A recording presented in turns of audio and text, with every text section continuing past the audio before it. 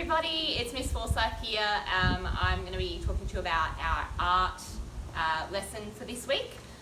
So if you did the activity from last week's booklet, you'll know we're doing a unit called Patterns in the Playground, and that's learning all about patterns and textures and colours that we find in places all around us, like the playground. You guys aren't in the playground at the moment, you can't be around the school, but you can still find patterns and textures and colours and sort of think of them in some new ways to make some art out of them.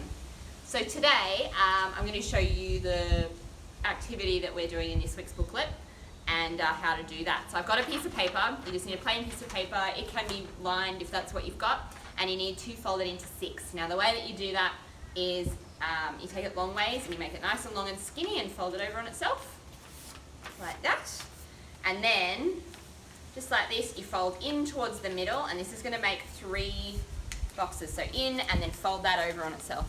Don't worry if it's not perfect, we just need sort of 6 little squares at the end. So if I do that and then unfold it, we have 1, 2, 3, 4, 5, 6 boxes. Now I'm going to get my pencil. That's what you need, a pencil or a crayon, and I'm going to go for a little walk around outside here. I'm outside the music room and the prep playground, and I'm going to try and find some textures.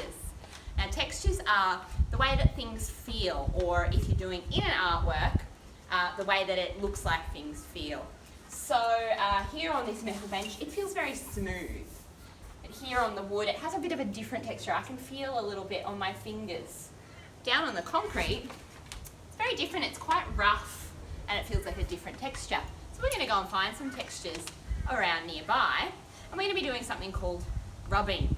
So what I do is, let's come over to the concrete. I like this concrete over here. I'm going to take our piece of paper, I'm going to place it down over the texture and press down. We're just going to use 1 box at a time, and taking our pencil, we're going to go sideways with our pencil or our crayon and just start going back and forth, just like you're doing a quick colouring in. And can you see what's happening? The pencil is sort of skipping over parts of the concrete where it's very rough. And there's our texture of our concrete. I'm going to write on there, concrete, so I know what it was from. Now let's go find a couple of other textures. So I spotted a really good one over here. Come on over, guys. Now there's this metal grate here that has a bit of a pattern on it. You know, we looked at patterns last week, so you might have drawn a pattern like this. I'm going to put this over and just see what happens when I put my pencil over. Oh, hello, Mr. Bug. And I go sideways like this. Now it might take a little while for you to realise, so keep going backwards and forwards all the way across. And as you can see, that's made that diamond pattern, and you've got the texture of the metal on there. Okay, so let me show you. Came out here a little bit earlier, and this is one that I made earlier. So I've got the concrete. I had to go on the carpet inside, and that didn't really show me some texture, but that's okay because it was good to practice on something different. I ended up going outside and finding some hard things. I've got the metal grate.